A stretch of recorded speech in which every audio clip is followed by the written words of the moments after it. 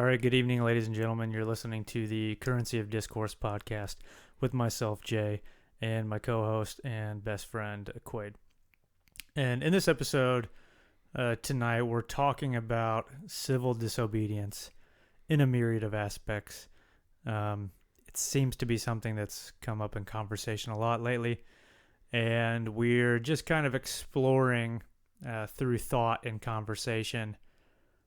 Is civil disobedience appropriate? What should it look like? And just kind of playing with that in thought.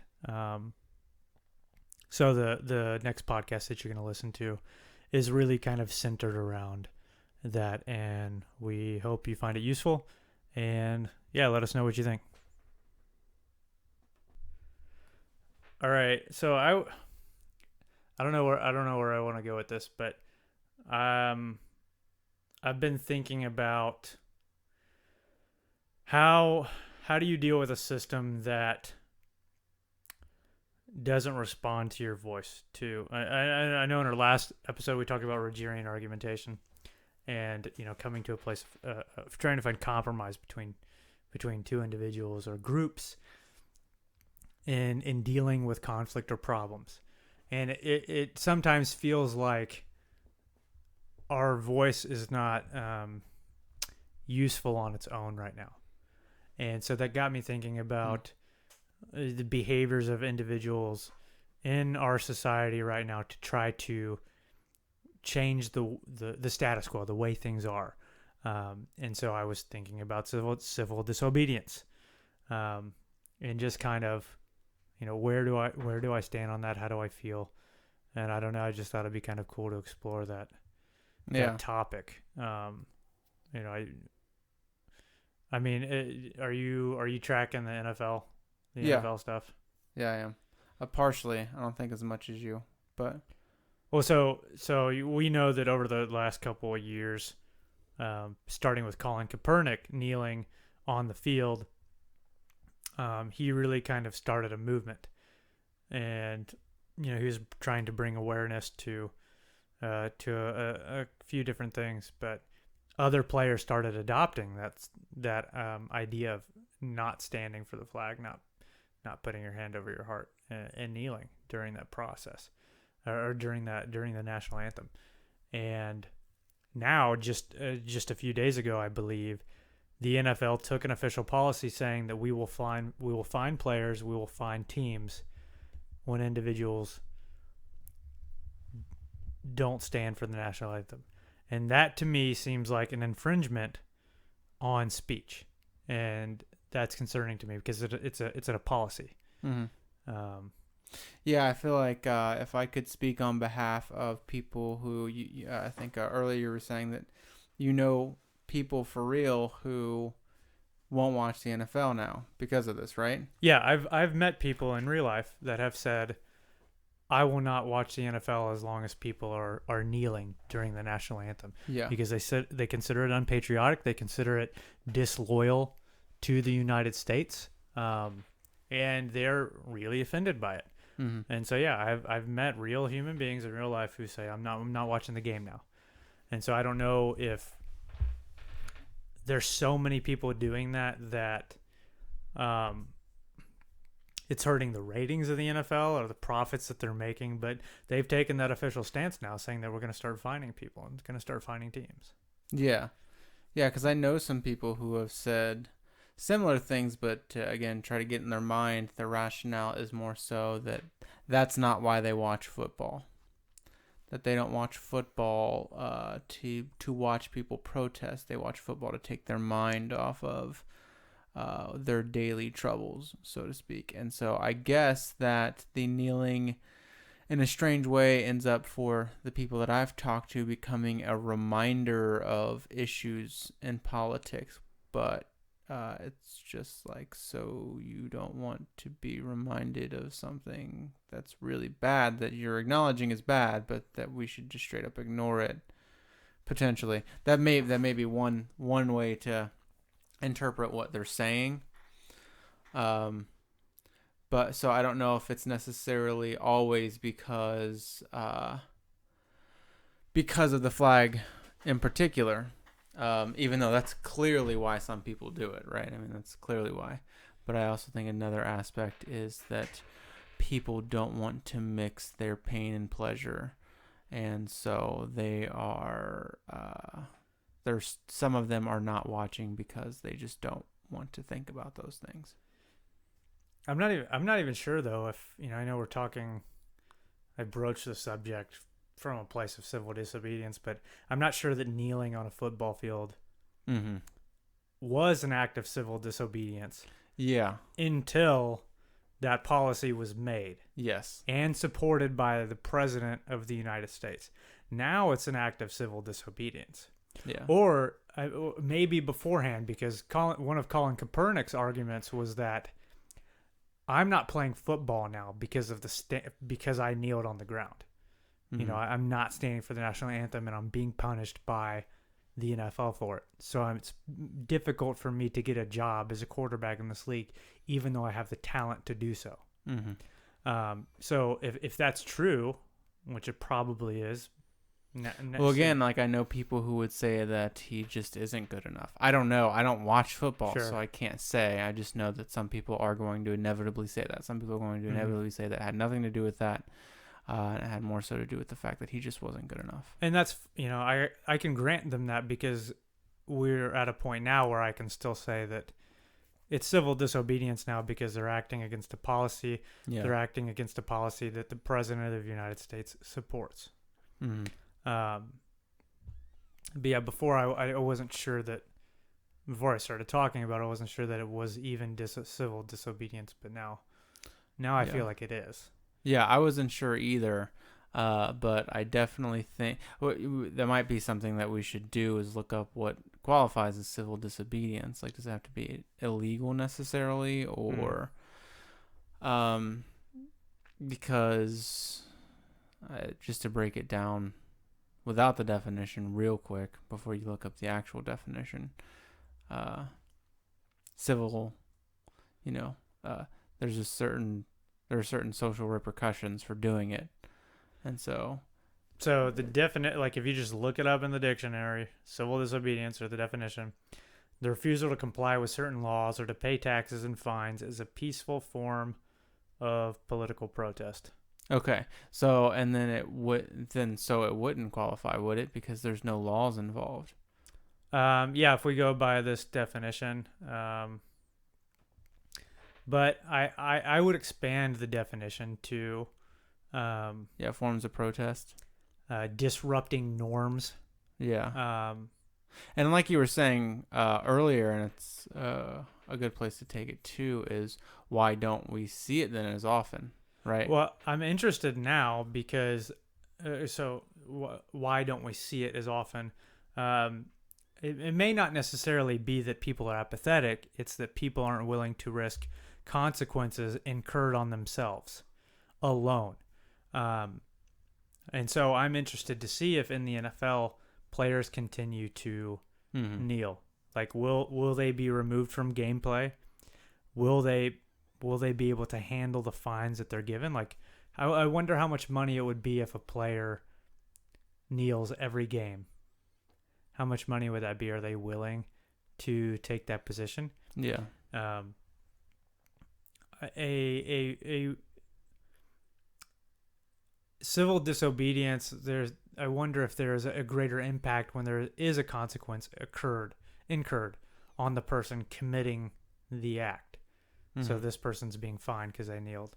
I'm interested to see if people still do that. But and I think that applies to the ordinary citizen.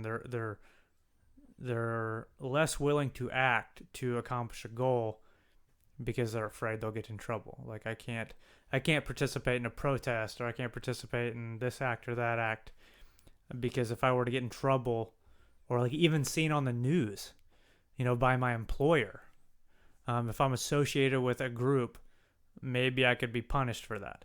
Mm-hmm. And so I think that makes people less willing to take a stand that has consequences. Yeah, that's a good point too, and that might even justify the expansion of the term civil disobedience, because it's not you can have a lot of heavy repercussions nowadays for associating with groups or taking or committing in certain actions that aren't legal but are nonetheless still could have a very huge impact on an individual.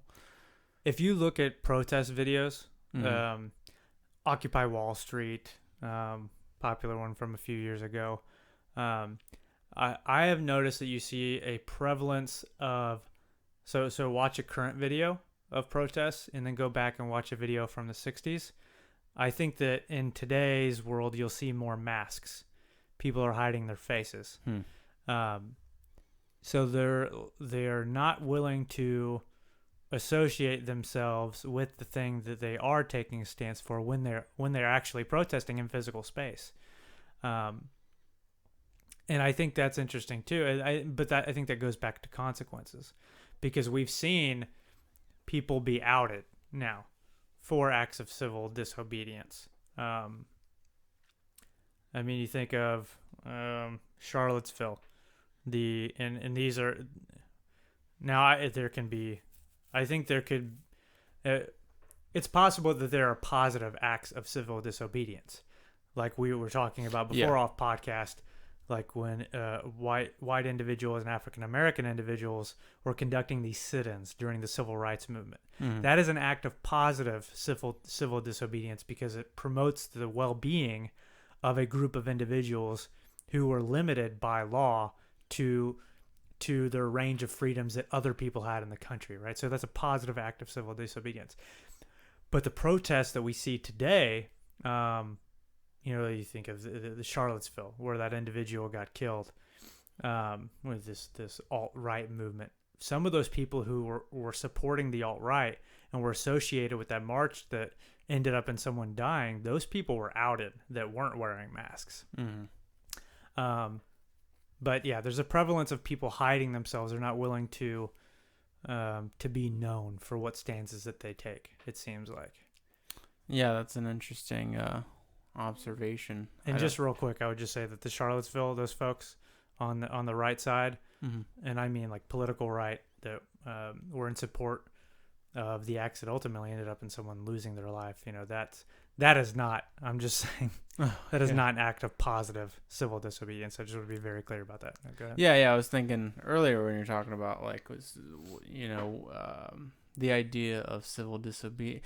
So there are large acts of civil disobedience that aren't helpful nowadays, it seems like, where people are doing things that really harm other individuals as opposed to help. And so I'm kind of sorting through mentally why that happens. I've had this idea for a while now that it was eventually going to come up anyway, so I'll just say it now. But if you understand like Marxism at all, I don't know that I do, actually, but I think you do. Tell me. I think you, because we talked about it before. But I mean, you have the bourgeoisie and the proletariats, right? And so the idea of communism, at least as far as I've understood it, and at least as far as I've heard other smart people talk about it. So not my own ideas on this. It was the idea that communism was an inevitability, more so than just an idea that we had to actually implement. A response to capitalism. Yeah. It's that the natural progression of societies is that you have an upper class and a lower class, and then there's a clash and a revolution, and they blend more, essentially. So the idea, so again, it's, I think, at least as far as I understand, could be incorrect. I've read the Communist Manifesto before, but it's been a while. But the idea is that eventually the two are going to meld, that it's not so much a theory that Marx was proposing as much as something he was just, to him, foreseeing. Like he was just making an observation about societies, and that eventually we would reach this state called communism, in which everybody was equal because, well, you have the lower class and upper class, and there's a revolution, and they get closer together. Eventually, they're just going to even out. Well, right now, though, we're not seeing a melding of the classes. We're seeing a distancing. And that melding, when we're talking about communism, all generally, I mean, I can't think of a peaceful means. Mm. Those culminated in violence. Yeah. Okay, and I think you and I we are separating violent acts from civil disobedience. I mean, violence can be a Yeah. civil disobedient act. Yeah. I mean, obviously, Yeah. but we're separating the two. We're saying that there's a difference between violent choices and civil disobedience. Yeah. Yeah, for sure. Yeah, and that's a point that you made earlier. That's worth addressing. It's that there's tiers of civil disobedience, and at what level are we at now, and should we be at a higher or lower level? That's maybe something for another discussion. But it's the same idea that it's like, no, so we didn't see that melding. And then there's another school of thought. I might mess this up in philosophy, but it's called like the school of thought of Frankfurt or something like that. And that's basically the people questioning why that didn't happen. Why didn't the two parties eventually meld and clash? And I've thought this before, but I think at this point I've heard other people who again are way smarter than me say it. But the idea is that essentially rich people saw that too. They could read the Communist Manifesto, and it's just like, well, how do we prevent that? Because we're going to lose power. And so the idea is, well, you just keep people just comfortable enough. You keep them just comfortable enough that they don't revolt and demand change and equality, right? And as long as you keep them at that level, you can keep your shit. All right. I mean, so are you saying that's where we're at right now? I'm saying that could be comfortable enough.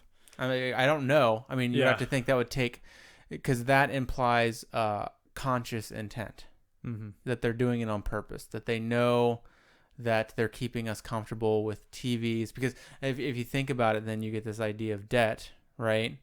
And it's just like, well, how do you keep all the power with still making them feel like they have power? And it's just like, well, if the money's not actually theirs and they go into debt, then they can have all the comforts, but not actually have the money or the means. Yeah, and I guess for me, I think that's where civil disobedience comes into play. Is it's letting yourself lose that comfort to achieve a higher purpose. If there's something that you believe in, and if there's an apathy, or if the society in which you live in is not lending you a voice that allows for change, so the progression from that is into civil disobedience at some point, if you're willing to lose your level of comfort. But I think to actually do that in a way that's effective, you have to lose your comfort. You have to be willing, again, to cite the individuals on the sit-ins or the freedom rides, those kinds of things. They were willing to put themselves in uncomfortable positions. And compromise but if you look at what was at stake for them, now I'm not saying what's at stake for us now isn't higher, you're on the right track, right? Yeah, but it's still, for them it was more immediate and more strong, and that might also be something too, is the fact that we're short-sighted, so we can't see that like our freedoms are slowly being taken away, and that the repercussions in the future could be way worse for this. Yeah, and I've talked about.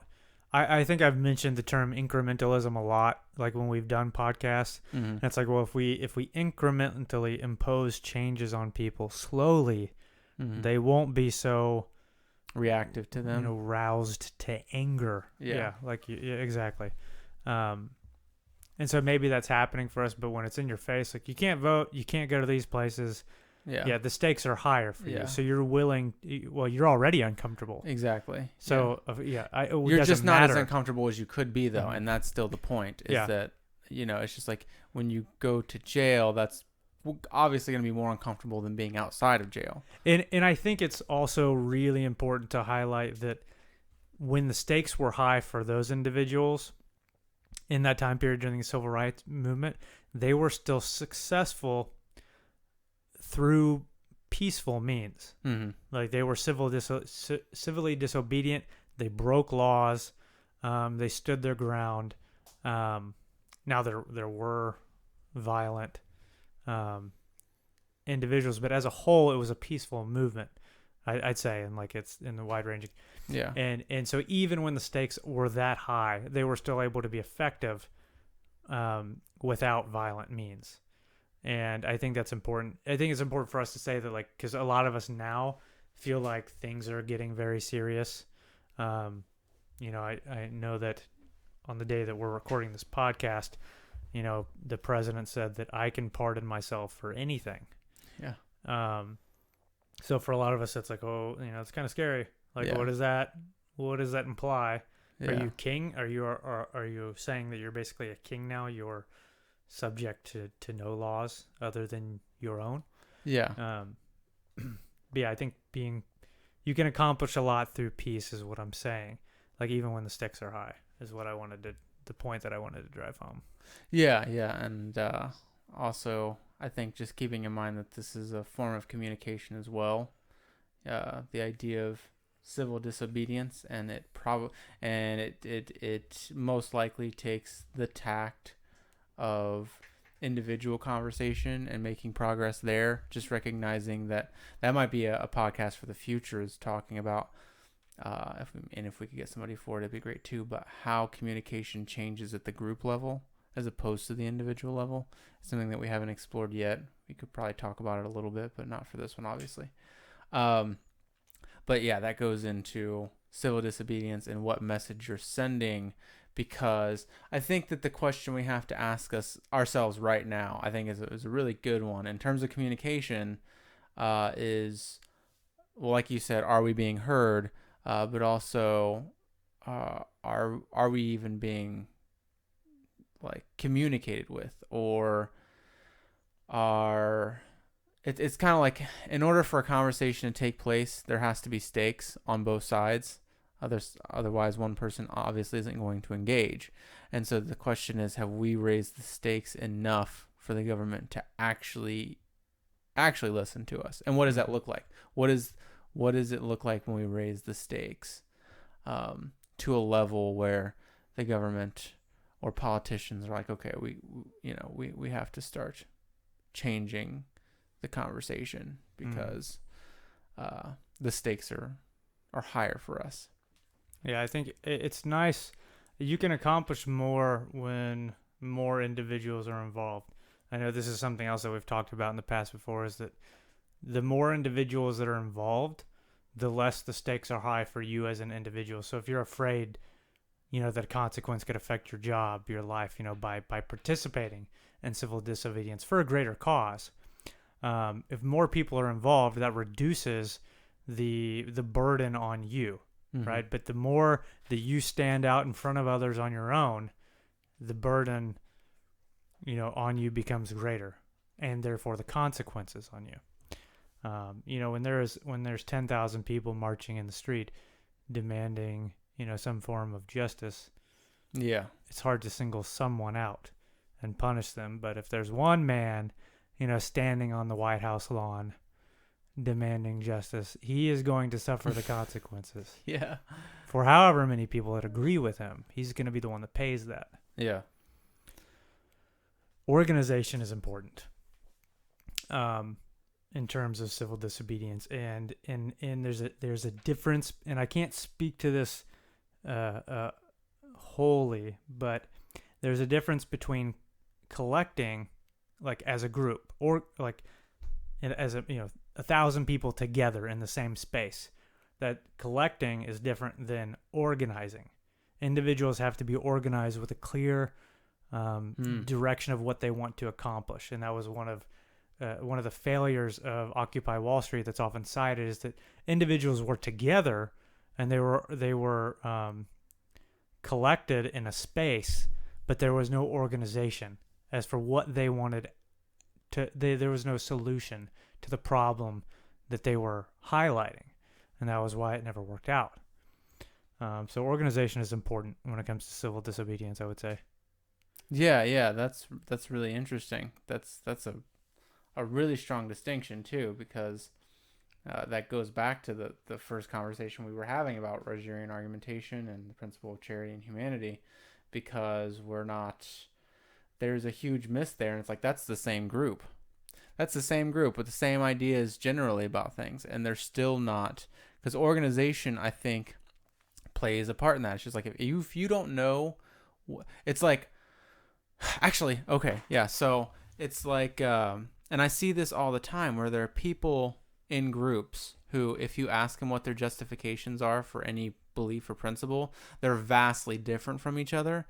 And they're actually different in ways that is confusing, because it makes it, at least for me, and I've seen this before, and I would like to try to find some examples of this, but they're actually not even on the same side, like they got to the same belief almost on accident, and they're not really in alliance, and so it goes back to that idea of connecting with another human being and figuring out what's really going on, that what are your reasons, and I've actually seen this before where somebody has the same belief as me, and I ask them what their argument is, and I hate their argument. I think it's a horrible idea. I think it's a bad argument, Mm-hmm. But that goes back. Are you still happy they're on your side, though? And then you are, but you're still just like, well, at least they believe that, Yeah. And that's a really strange phenomenon too, even though that's a problem, because if you think about things in terms of like, well, I don't know, building a house or foundation, it's just like the foundation's really fickle, even though you're at the same height or the same level, you're at the same level, but Mm-hmm. theirs could just, crumble. And not only that, but other people are looking at that going, that's a really weak house right there. So maybe that's not the height that you should be at, even though that height could be completely fine. It's just built on really that certain person just built on really weak foundation. And so I think it does behoove people to... You did it. I think it's important for people to get together and actually communicate why that mission is important and what the underpinning premises are behind that movement, and really have that down. Even though, I don't know, at some point, does that sound like fascism? Or... Well, no, people need to understand what it is they're actually supporting. So when it comes to organization, there must be a clear goal, and I think there must be, some kind of parameter so that everyone knows what the boundaries are. I think that's one of the struggles for the left. Is the left is often fractured, right? Mm-hmm. And the right side in this country, the Republicans are often more united. But because the left is so individualistic, oftentimes everyone's belief systems are so all over the place that it's hard for them to organize.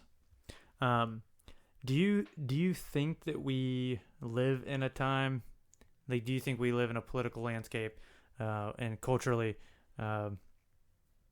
where civil disobedience is an appropriate way of causing change right now?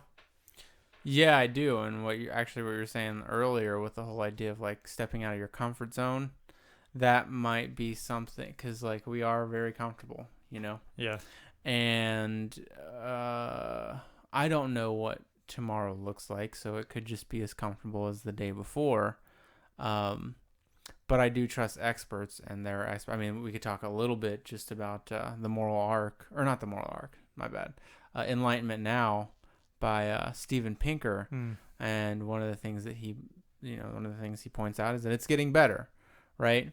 But there's also the premise in his book, as far as I understand, because I haven't read it yet, I've just read reviews of it, is that this is also new and uncharted territory, and we don't know where it's going.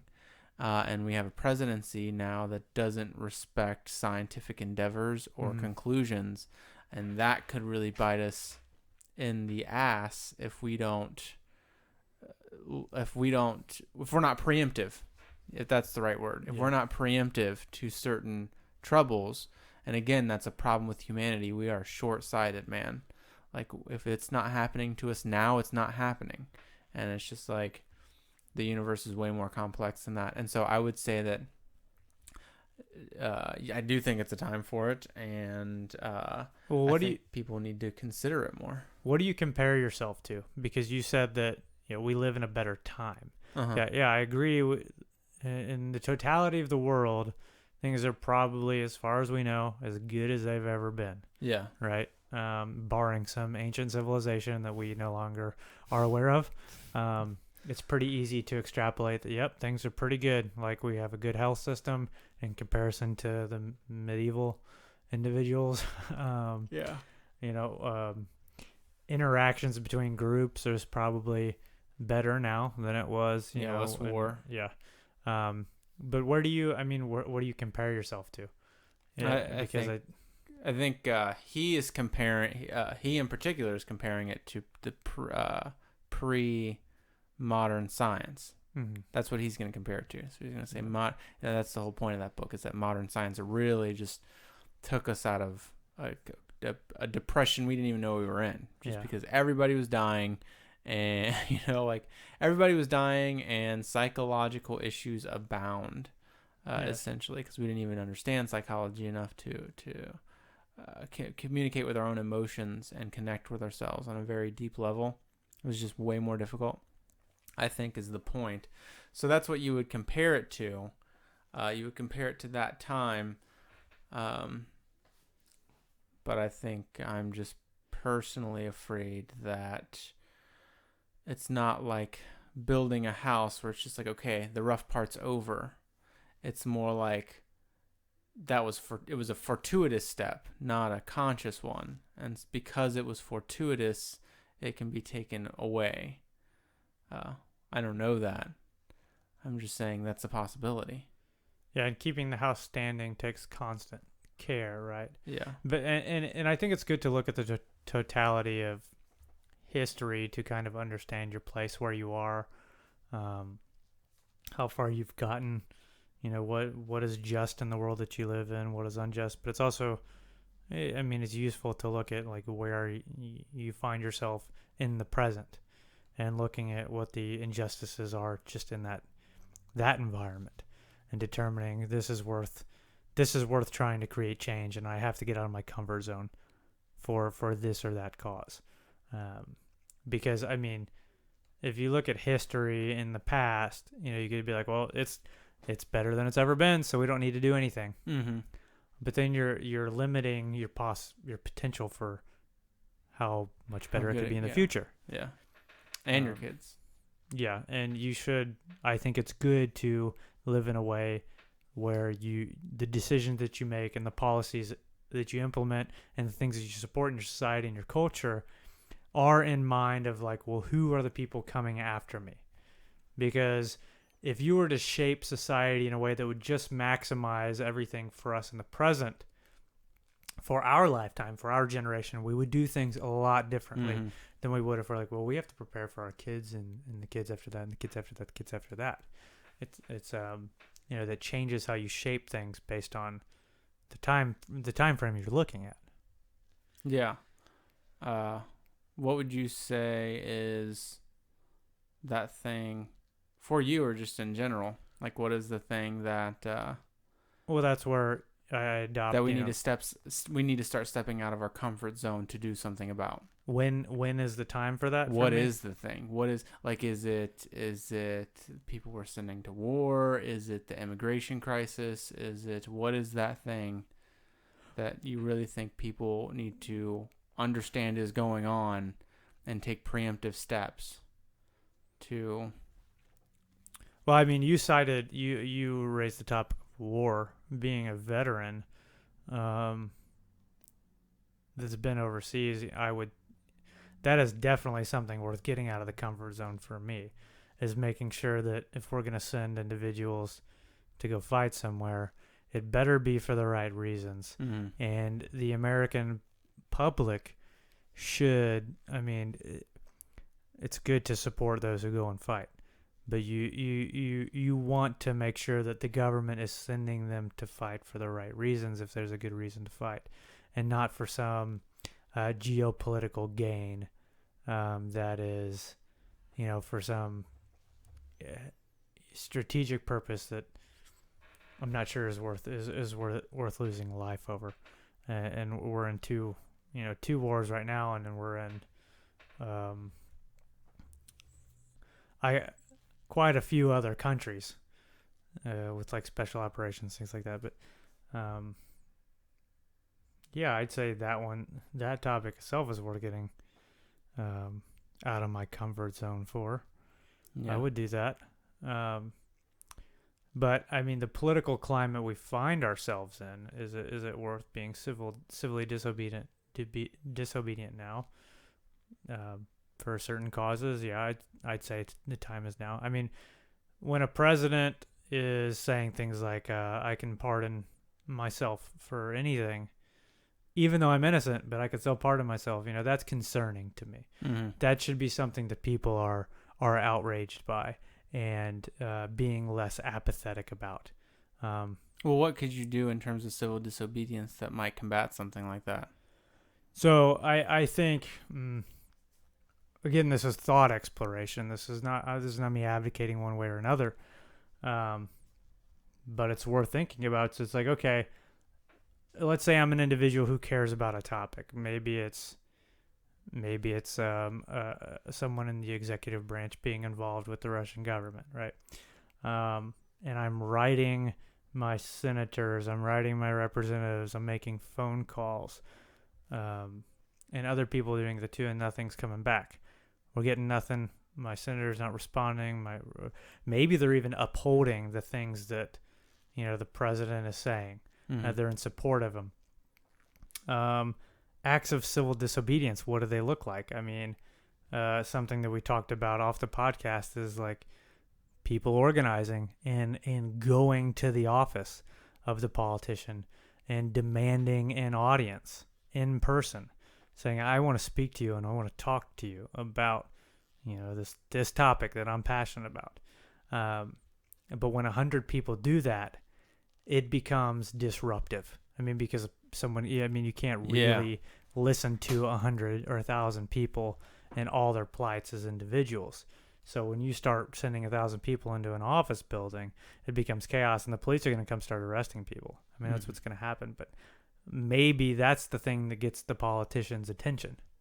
And, definitely not saying going in there and wrecking the phones and tearing things up, because the danger of people getting together, if the message isn't clear, is one bad actor can turn a peaceful movement into a violent one very quickly. That's interesting. And that is a danger. And so it must be clear, if you're going to organize people, that we are not going to get violent. Yeah. We're going to disrupt. We're going to disrupt, but we're not going to get violent. We're not. Or you have to. I mean, at that point, wouldn't you want to define what the aspects of what calls for violence is? I mean, violence, because you wouldn't want to say that person should. You wouldn't want to say nobody in the movement should ever be violent, or you might not want to. You might not want to say that, but the point is to define the. Because, I mean, that's a good point. And then you go back to communication, right? And so I was just thinking, like, well, you create a value around it. So you say, like, we're a non-violent movement, right? But then what do you do when something actually calls for violence? Like, what do you do then, And so ideally you would want to outline the things, like, and it could be something simple, like, never be afraid to defend yourself. But then again, that gets mucky really quickly, because if you're getting arrested, if you're taking a position of nonviolence, you're taking a position of, I will never be violent, no matter what happens to me in this moment. Mm-hmm. So if that means I'm getting, if riot dogs are biting my arm and ripping my flesh off, then I'm gonna be nonviolent. If that means getting sprayed in the face with a fire truck hose, I'm gonna be nonviolent. If the National Guard opens fire on me and starts killing my friends to the left and right of me, I'm going to be nonviolent. Yeah. So, I'm citing everything from like the civil rights movement, and they remained in a position of nonviolence even when things got violent. And do you think that propelled something very important? to what was going on there. Do I think that helped their cause? Like, Or I would guess they have obviously accomplished it did, more but if in they what would have ways did it? responded with violence? Is that what you're saying? Yeah, let's do that. I mean, imagine the civil rights movement, except they were mostly violent movements. The vast majority of them. What does that look like? Oh no, I think it was effective because it wasn't violent. Okay. I mean, they accomplished a lot within a decade. I mean, a lot of changes happened, Mm-hmm. and that's a pretty short period of time for societal changes. I think, right? Yeah. I mean, that's a pretty short period of time. So yeah, if you're taking if you're organizing and you're saying I'm taking a position of nonviolence, then the answer is like we're not getting violent. Now, if you're a different organization, then I guess you could define your parameters of like when is it time to take arms, But Yeah. um, And then you also want to think about like, would the response have been nonviolent if they were dealing with an opposition that wasn't so insurmountable? ask me that again. Would the position have been for people of those movements in the 60s to would their position have been to be nonviolent if their opposition wasn't so insurmountable? Like if they had actually had a chance of fighting the government, because I'm assuming that had to have played a role in it. It's just like when you're going against the government, you definitely don't want to go in there with sticks, and like you are ultimately going to lose, and there's going to be a lot of blood. Well, I'm not a civil rights historian, but I mean, I would say that the reason they took a position of nonviolence, I mean, you could say that was a factor that might be true. Mm-hmm. It's just the practicality of like what an armed insurrection would look like. Well, I mean, so just imagine for 1 second. It came from a place of Christianity. Like, I mean, Okay. A lot of the Yeah. leaders in the civil rights movement were Christian. So, this idea of being Christ-like throughout this process was, I'm sure, ingrained in the movement, which is why it was nonviolent. Well, I guess what I'm saying is, so they had their rights taken away, right? And like, they didn't have any rights. What do you think the response would be if they had the rights being taken away, but it dawned on them that they had the same military might as the people who were taking the rights away? Do you think that they would have passively said, no, please give us our rights, or actively been like, no, you're going to give us our rights? You get what I'm saying? Yeah. We can entangle Christianity into it, but I do think that that's something to think about. I mean, I think we're in the exact same position, but I do think it's just fair to be like, is that because of the power dynamics that becomes a useful strategy, as opposed to, because you're not going to let somebody take your rights away that is weaker than you. Yep. You're not going to let it happen. Right. Yeah. Right. Yeah. In a different way than if they have way more power than you. You don't really have that same ultimatum, and you're gonna have to find a different means. Yeah, that's a good point. What do you think? How do I want to ask this? When, like, I guess where's the red line at when it becomes civil disobedience has gone too far? I mean, because I think we've already said that. Well, I mean, so if we return back to the NFL situation, those players, I think their rights are being their right to free speech is being infringed on by their organization. But they're not breaking any laws by kneeling. Right. But is it okay in this political? I mean, would you? I don't know. I mean, set something on fire. You're trying to like think of actual. I mean, when does it become? When does civil disobedience become? You've gone too far. Like you're no longer like in a position to, like you've basically lost your moral high ground because you've gone too far. Yeah.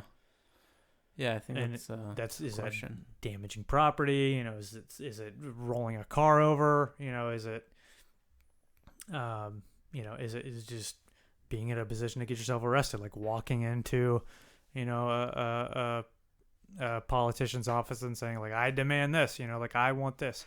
I guess is just what's the red line, I guess. Yeah. And that's what you have to figure out. I think a common value among a lot of Americans, which might be a good thing. I think people listening to this, I do feel like there's going to be a comforting level of people who will say the line is destruction. I feel like that. Yeah. That might not be true, but I do feel like it's strong enough in the zeitgeist now that it's like, you shouldn't destroy things. But no, actually, that's not true. There are some people that are totally going to be on board with destroying things. And I mean, just like regular people. They're going to be like, no, what's going on in the African American communities is awful. And so anytime there's an outbreak of violence, it's just like you have to understand the frustration sort of mentality, Mm-hmm. And so I don't know. And it might just be a tough thing to answer ever. Sure. Just depends on the circumstance, I guess. Yeah. But yeah, I think that I was thinking about this in terms of Bernie Sanders' movement and what it would mean for that. Civil disobedience? Yeah, because I mean, now that we're talking about it, I'm just like, how much is it really? How much is it a factor, and why isn't it as much as? I mean, I guess we have watched videos of a lot of people getting arrested. Yeah, I mean, something that I've seen a lot in is oftentimes, like, let's say there's a town hall meeting.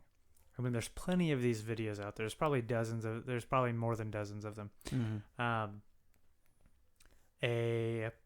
A political entity, maybe it's a town hall meeting, city council meeting, those kinds of, that vein of an event. I don't know what the right word to use is, but Okay. you'll see someone speak maybe they'll ask a question to that political body or that individual, and maybe what they're saying is controversial or inflammatory, and you'll often see what happens is the police escort them out. Mm-hmm. And if they refuse to leave, they're arrested. And that to me is concerning, because it's basically the police are there to almost engineer what happens in the room. Mm-hmm. And these are very, I would say, low level acts of civil disobedience. If someone stands up and is disruptive, they're not really committing a crime. Yeah. So that's very They're much voicing like their what opinion, happened in the but they're civil. taken out. So it's like we haven't learned that lesson. Like, why are we acting so aggressively towards people who aren't even being aggressive? Yeah. And is it just because it's an inconvenience? Like you're gonna, hey, this meeting, it was only supposed to be an hour. You're gonna turn this thing into an affair, so we're just gonna have you dragged out and arrested. Mm-hmm. I'm oversimplifying these things because I'm not thinking of a single incident. Right. That's an example of like the culture that we have in our society. I phrased it the wrong way, but I've seen that incident a lot, and I think that's a cause for concern. Yeah. Worried about that. Where were we going? With the conversation? Yeah, what were you saying before I brought that up? I was talking about how like that is a common thread among today and the civil rights era is that we still have government or governmental entities that think that a response to nonviolence is still acts of aggression. Yeah. Because it's not like the people who are sitting in on those things, it's like if they started to become disruptive in some way that is harmful, then that seems to make sense, a little bit more than if Mhm. they're just sitting there, and so it's almost like, and at no point in time was that different. There was no, okay, we recognize that that's a moral flaw in society, and so we're going to establish a law that says that we can't do things like that, right? Mhm. That never happened, even though that was a large problem with the civil rights era. The fact that people who were just trying to fight for their well-being, essentially, Mhm. uh, could be arrested so easily, even though they weren't causing anybody harm. Yeah. That's still, In fact, the harm was being caused to them. exactly, yeah, and that's still something that's very much here today. Yeah. So,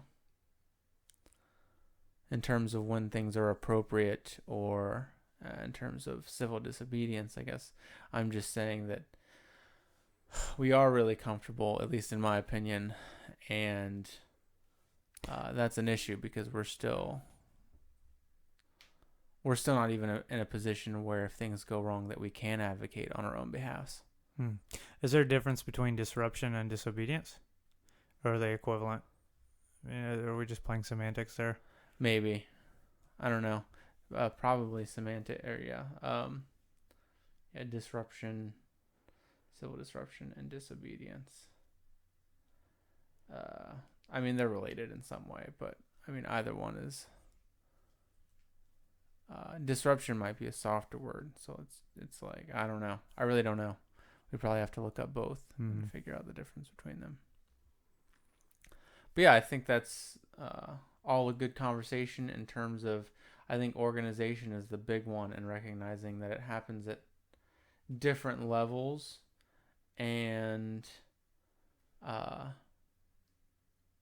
you have to communicate, I guess, in different ways. If you take what we said last time and kind of melded it into this, it's the idea that conversations happen at an individual level, and that takes a certain amount of coordination and empathy and introspection, and it's going to be the same thing at group levels. Even though the communication happens differently, the terms still apply, even though we actually didn't expand too much on that. But it is the idea that, well, no, we did. I think we did sufficiently. That's where organization comes in. It's like you have to be able to speak to the people that you engage with on a daily basis, and utilize certain skills in order for them to be useful to society as at large.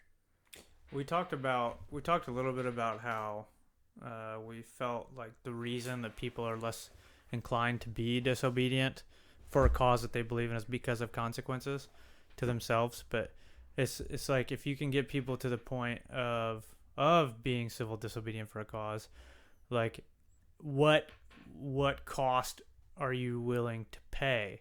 Like, how far are you willing to go to achieve this cause? Like, I was thinking of, I told you about that documentary Harlan County, USA, where those coal miners organized and went on strike to get a contract that was more beneficial to themselves, like creating worker-safe environments, better wages, healthcare, those kinds of things.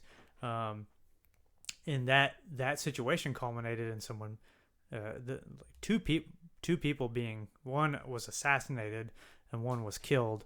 Not less of like assassination, but I mean, I guess, what, or are people willing to go the distance for a cause that they believe in?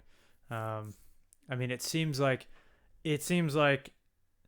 change sometimes only happens when something catastrophic occurs. Yeah. And there's sociologists who talk about that too. The fact that change can only occur. I think Comte, was one. He said that in order for change to occur, there has to be conflict. Martin Luther King lost his life. Malcolm X lost his life. How many other people lost their life during the civil rights movement? Four individuals at Kent State. Yeah. When the National Guard shot them up. Yeah. So progress is paved with dead bodies. Yeah, it is, but it's unfortunate that it seems like it has to be that way. Mm-hmm. It doesn't make sense. I wish I knew more about that. It's like you can think about it physically. That's the best way that I could put it, because it's when I first heard about things like that, it really messed with me mentally. Uh, but if you think about changing the state of two pieces of metal, like you have to rub them together. There has to be heat. There has to be friction, and it's just like that just scaled up to humans and society. Mm-hmm. Like there has to be that friction in order for some type of change to occur, and it's hard to understand why that is at the societal level, but it makes sense at the physical level, you know. So, and we just hope that in a democracy we could get past a lot of that. But I don't think we have a voice, and that's where I was going to go with that, because we were talking about like what are the reasons that you might be civilly disobedient, and I think that the fact that something that a lot of people are getting on board with, and may just be that common value, is the fact that we have such a large percentage of wealth in the hands of so few people. Because at the end of the day, the reality is that money is voice, or capital has become the way that people are heard in America. So Mm-hmm. people need more power economically in order for their voices to be heard, and we don't really have that. So we really just need to kind of like get our voices in a way. And by that you mean That, financially, monetarily. yes, yeah. Mm. And then at that point, hopefully we wouldn't need the friction, because we have a more equal footing in voice. We can now communicate. It feels like the friction has to occur though to get That's to what, that. yes, that's what I'm saying. Yeah. I mean, It seems like that. Who knows? Who knows? people have gotten. In the United States, people have gotten poorer. Yeah. As a whole, as the general population has gotten poorer, or remained stagnant for a considerable period of time. Yeah, especially with considering how much wealth has been Which created. means they're losing their voice. Mm. Um, And they seem almost fine with that. There's like a certain portion of the population that's just kind of like, okay, like as long as I can dance and distract myself with things. I don't know if I agree with that. I think that's why we have President Trump, is because people wanted to upend the system, and if they recognized Trump as a destructive I guess force, I meant more liberals. Yeah, okay. But go ahead. But I mean, a lot of people, I think, recognize Trump as, like, even if they saw him as a destructive force, they're like, okay, he will upend the status quo, at least shake things up, right? Yeah. That could be in a bad way, but it will shake things up. And I think that's because people recognize that things aren't the way that they used to be. I know we talked about earlier Steven Pinker saying that things are better, but if you reduce the time scale, a lot of people don't believe that things are better, because their grandparents or their parents could get a job, the same job, work it for 20 years, retire, and they're good, they're set. Mm-hmm. That's not the reality anymore, and that was kind of like the American dream, was like, get a good job, have some kids, have a livable wage, you can live pretty comfortably. That doesn't really exist as much for the average person anymore. But I think there's this voice behind everything that's saying, like, no, just keep going. You can do it. You'll make it anyway, And I feel like that drives a lot of people to not pay attention to the position that they're actually in. It's just like, no, you might not be okay. Like, you might not have retirement money, to the point that people really get scared about that. Or maybe that's coming. Who knows? Because as far as I know, like, in terms of Social Security, and like, we're just not, a lot of us aren't prepared for retirement. Is that correct? Should we be looking up stats on that? Social Security is not going to really exist for us as things are now. And I forget the name of it, but there's a government agency that deals with pensioning. Like, people can put money into funds. Mm-hmm. And I forget how long this has existed, but it's a federal program. And that is in the process of dying as well. So people who are paying into that currently, right now, like we're talking right now, are not going to see that money that they're putting into it. It's not going to exist if they don't I forget the name of the agency. It has something to do with pensioning. Government pensioning something program. But those people are going to lose their retirement funds that they put into it. That will get people out of their comfort zone because they know that they won't be able to live comfortably when their backs are broken and they are too old to work and now they got nothing. And if you don't have kids or family that are willing to support you, those people are in trouble. And there's a lot of people that are in that position. Yeah, and then where's your fight at that point? You're old. Yeah, you can't. That's what I'm saying is you can't fight when you're old. And so if you know that that's your fate, that's coming down the road. Yeah. Now is the time to get out of your comfort zone. Yeah. So you can be comfortable in the future. That will get the apathy out of people and get them moving, get them speaking. Yeah. And making them disobedient to the status quo. Yeah. So this became pretty much one large public service announcement, but no, that's all good. Yeah. Is there anything else that you want to cover on this, or do we feel like we've exhausted this conversation? No, I think that's really good. I feel like we Good even teaser. kind of like put a kind of a bow on the end there with the whole I think we got somewhere that we wanted to in the conversation. Yeah. That it would be a pretty good staple point, but yeah, cool. Unless you have something else you want to say. No, I don't think so. I think we've explored it. Good Maybe enough for later. Yeah, to come back to later and like for other people to like pick up where we left off, because we could have taken this like a bunch of different routes. Mm-hmm. And so I think for people listening, they're gonna be like, oh well, you didn't think of it this way, which is good. It's maybe sometimes it's good not to cover it in every single way because then people can contribute to the conversation. Yeah. Pick up where we left off and find where we fell short and what we identified that was useful. So we just want to call it there. Yeah, let's close it out. All right. I want to thank everybody again for listening to us. Please let us know what you think of the conversations, if they're useful or not, or if we're just a bunch of rambling fools. We would like to hear from you and your contributions to the conversation. This is the Currency of Discourse podcast with myself, Jay, and my co-host and friend, Quaid. And have a good night. Thank you. See you next time.